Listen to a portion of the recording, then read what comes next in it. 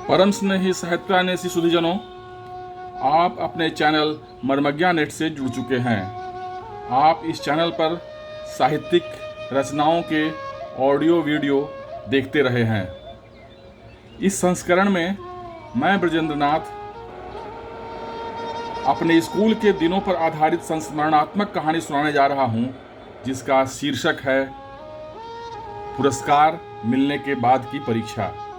यह कहानी मैंने 29 मई को सिंहभूम जिला हिंदी साहित्य सम्मेलन तुलसी भवन द्वारा आयोजित कथा मंजरी कार्यक्रम में भी सुनाई थी। तो आइए दृश्यों का दर्शन करते हुए कहानी का आनंद लेते हैं।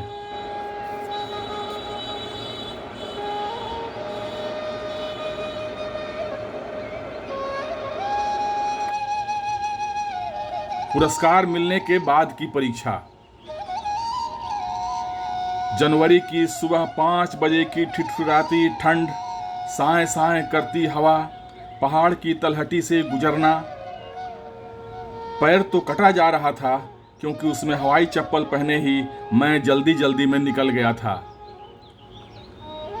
शायद रफ्तार बढ़ाने से शरीर में गर्मी आ जाए, इससे लगभग दौड़ते हुए ही स्टेशन की तरफ सुबह 6:30 बजे की ट्रेन पकड़ने जा रहा था। अवसर था 26 जनवरी को ब्लॉक स्तर पर आयोजित निबंध प्रतियोगिता में भाग लेने का।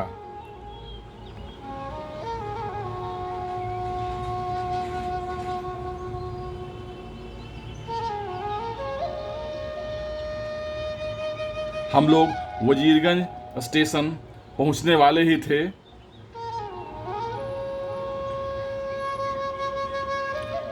वजीरगंज स्टेशन आ चुका था। वहां स्टेशन पर उतरकर प्रतियोगिता स्थल पर सुबह सुबह पहुंच गए। 10 बजने वाले थे।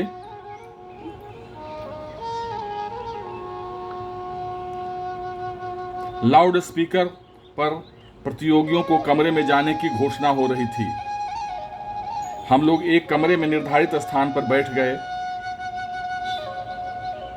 यह विद्यालय है जहां हम लोगों को निबंध प्रतियोगिता में भाग लेना था।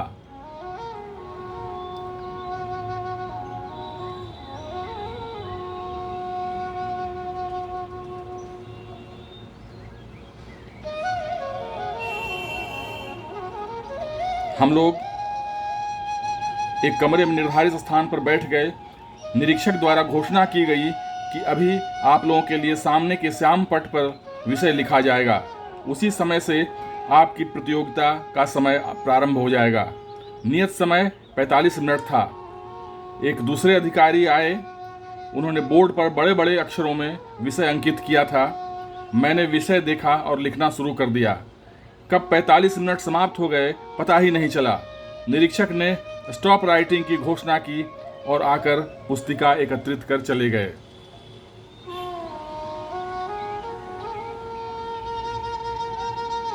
चार बजे अपराह्न से पुरस्कार वितरण का कार्यक्रम आरंभ हुआ।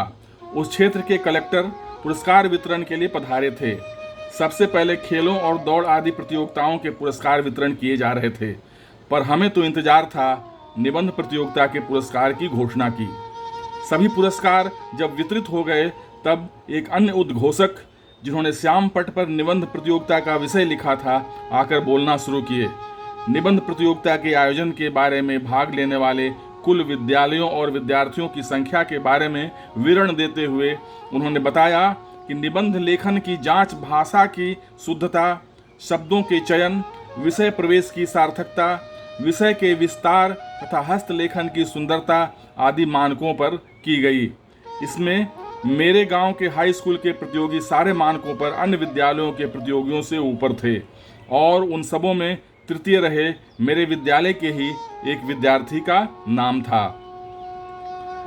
द्वितीय आए विद्यालय के दूसरे विद्यार्थी का नाम लिया गया और प्रथम आए उसी विद्यालय के मेरा नाम लिया गया था। सारा जनसमूह तालियों से गूंज रहा था। हम लोगों को पुस्तकें, जिसमें मुझे याद है कि एक मोटी सी अंग्रेजी हिंदी की डिक्शनरी थी और उसके साथ अन्य पुस्तकें भी थी जिसका वजन 3 किलो के करीब अवश्य रहा होगा, मिली। उसके साथ साथ प्रमाण पत्र भी मिला था। विद्यालय के लिए एक ट्रॉफी मिला, जिसे विद्यार्थियों के साथ प्रधानाध्यापक और हिंदी शिक्षक ने एक साथ ग्रहण किया। अधिकारी महोदय के साथ समूह में हम लोगों की तस्वीर भी ली गई। अब पुरस्कार प्राप्ति के बाद की परीक्षा आने वाली थी। पारितोषिक वितरण समाप्त होते होते शाम के 5:30 बज गए थे। जाड़े के दिनों में सूर्यास्त जल्दी हो जाता है। हम लोग स्टेशन की ओर चले ताकि शाम की 4:30 बजे वाली ट्रेन अगर लेट हुई तो मिल जाएगी। ट्रेन सही समय पर आई और हमारे स्टेशन पहुंचने के पहले ही निकल गई। अगली ट्रेन रात में 2 बजे के बाद ही आती थी। स्टेशन पर ठंड में ठिठुरन भरी रात काटनी कितना कष्टकर होता, इसकी कल्पना से ही मन सिहर गया। जो थोड़े लोग बचे थे सभी मेरे ही गांव के तरफ जाने वाले थे। कुछ स्कूल के शिक्षक भी साथ में थे। गांव वहां से 2.5 कोस यानी 5 मील से थोड़ा अधिक था। उतनी दूरी तक की पैदल यात्रा, और वह भी जनवरी की ठंडी रात में चप्पल पहनकर मैंने तय की। मैंने पहले कभी नहीं तय की थी। अंजोरिया रात थी, इसलिए उसमें भी पैदल चलने में ज़्यादा कठिनाई का सामना नहीं करना पड़ेगा। इसी सोच के साथ सभी लोग आगे बढ़ चले। मेरे साथ समस्या यह थी कि मेरे एक हाथ में 3 किलो के करीब पुरस्कार में मिले पुस्तकों वाला झोला था और पैर में हवाई चप्पल थी, जिसे पहनकर चलते हुए अन्य लोगों के साथ गति कायम करने में कठिनाई पेश आ रही थी। लोग जल्दी जल्दी पहुंचने की जल्दी में तय रास्तों से न होकर खेतों के बीच से निकलते जा रहे थे। खेतों में जुताई हुई थी, जिसमें बड़े बड़े ढेले पड़े हुए थे। मेरी चप्पल कभी कभी उसमें फंस जाया करती थी। आगे बबूलों के छोटे से जंगल नुमा विस्तार से गुजरना था। उसके पास आने के ठीक पहले मेरा एक चप्पल टूट गया। वह अंगूठे के पास से ही उखड़ गया था। मैं चप्पल को झोले में रख नहीं सकता था। मन में यह संस्कार कहीं बैठा हुआ था कि पुस्तकों में विद्यादायिनी माँ सरस्वती का वास होता है। उसके साथ अपनी चप्पलें कैसे रख सकता था? मेरे लिए कोई दूसरा उपाय नहीं था। किसी को मदद के लिए पुकार भी नहीं सकता था। हर कोई जल्दी जल्दी घर पहुंचने की धुन में तेजी से कदम दर कदम बढ़ा जा रहा था। मैं पिछड़ना नहीं चाहता था। रास्ते में बीच में बबूल वन था। ये बबूल लगाए तो नहीं गए थे, पर संरक्षित अवश्य थे। जैसे ही बबूल वन में मैं आगे की ओर बढ़ा तो पगडंडी देखकर मुझे खुशी हुई। लोग भी लकीर पकड़कर ही चल रहे थे। मैं बबूल वन से करीब आधा से अधिक पार कर चुका था कि मेरा खाली पांव बबूल के कांटे पर पड़ा। कांटा मेरे पैर में घुस गया। मैं थोड़ा रुका, टूटे चप्पल को हाथ में लिया और चुभ गए कांटे को खींचकर बाहर निकाला। खून की धारा निकलने लगी। पॉकेट से रुमाल निकाला और जोर से पैरों में बांध दिया। मन तो किया कि टूटे हुए चप्पल को किताबों वाले झोले में डाल दूं, पर मन के अंदर बैठी हुई यह मान्यता कि पुस्तकों में बिना पुस्तक धारणी माँ का वास होता है। मैंने टूटे हुए चप्पलों को पुस्तकों के झोले में न डालकर दूसरे हाथ में लिया और भटकते हुए दौड़ लगाई, ताकि आगे निकल गए समूह के लोगों को पकड़ सकूं।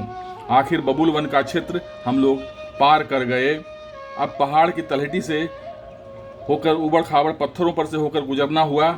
पहले से ही छिल गए पैरों की बाहरी त्वचा पर नुकीले पत्थरों का चुभना मेरे लिए दर्द की एक और इम्तिहान से गुजरने जैसा था। मैं रुका नहीं और न ही मैंने हार मानी। मैं बढ़ता रहा जब तक घर नहीं पहुंच गया। घर पहुंचते ही पहले घायल पैर में बंधे खून और धूल मिट्टी से सने रुमाल को खोलकर पॉकेट में रखा और बिना लड़खड़ाए हुए ही आंगन में प्रवेश किया, ताकि माँ मेरे पुरस्कार पाने की खुशी का आनंद तो थोड़ी देर मना सके, न कि मेरे पैरों के घाव को सहलाने लगे। मैंने माँ के चरण स्पर्श किए। मेरे खाट पर बैठते ही माँ गर्म पानी से मेरे पैर धोने को बढ़ रही थी कि मैंने उसके हाथ से लगभग झपटते हुए लोटा अपने हाथ में ले लिया। माँ मेरे इस कृत्य से थोड़ा आश्चर्यचकित हुई,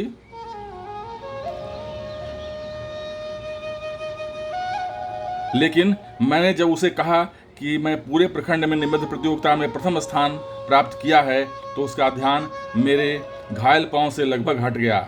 मैं निर्भीक होकर आंगन के चापानल के तरफ पांव धोने के लिए बढ़ गया। मुझे इस बात का संतोष था कि अपने जख्मों को छुपाकर भी मैं माँ की आंखों में खुशी के कुछ कणों को तैरते हुए देख सका। मुझे इस बात का काफ़ी संतोष था। माँ के चेहरे पर उसकी मुस्कान देखते हुए मुझे इतना आनंद आ रहा था कि उसे शब्दों में वर्णित नहीं किया जा सकता है। बस इतनी सी थी मेरी कहानी। धन्यवाद, बहुत बहुत धन्यवाद। तो मित्रों, वीडियो देखने के लिए हार्दिक आभार। दृश्यों के साथ मेरी इस कहानी की प्रस्तुति पर आप अपने विचार अवश्य दें। चैनल को सब्सक्राइब करें, लाइक और शेयर करें और बेल आइकन अवश्य दबा दें ताकि कोई भी नया वीडियो अपलोड होने पर उसकी सूचना आप तक पहुंच जाए। तो मिलते हैं एक ऐसी ही कहानी या कविता के साथ अगले संस्करण में। धन्यवाद, बहुत बहुत धन्यवाद।